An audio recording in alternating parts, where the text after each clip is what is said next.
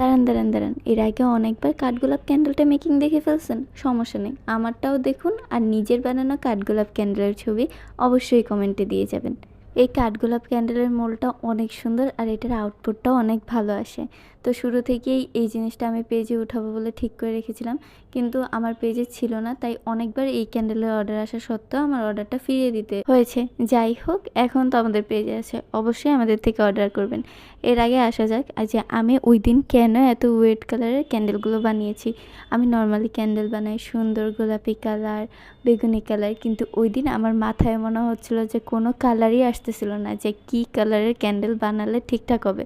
তো আমি হাতের সামনে এই গাঢ় আকাশি কালারটা পেয়েছি, এটা দিয়ে ফার্স্টে একটু শেড করলাম, ভাবলাম যে এর ওপর দিয়ে হালকা একটা আকাশি কালার দিব যাতে জিনিসটা দেখতে সুন্দর লাগে।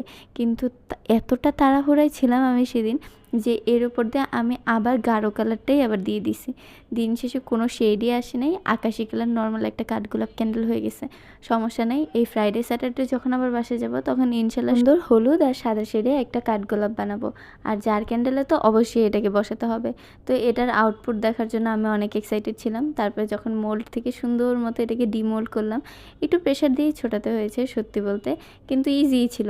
আর এটা দেখতে সুন্দরই হয়েছিল, খারাপ হয়নি। এটাতে কিন্তু হালকা একটা গাঢ় আকাশি আর হালকা আকাশি শেড আছে, কিন্তু অতটা ছবিতে বোঝা যাচ্ছে না, কিন্তু এটা সুন্দর। এটাকে চাইলেই আপনি অনেকভাবে ডেকোরেশন করতে পারেন বা পেয়ার আপ করতে পারেন গ্লাস ক্যান্ডেলে, বোল ক্যান্ডেলে। তো আপনার বানানো ছবি কিন্তু মাস্ট বি কমেন্টে দিয়ে যাবেন।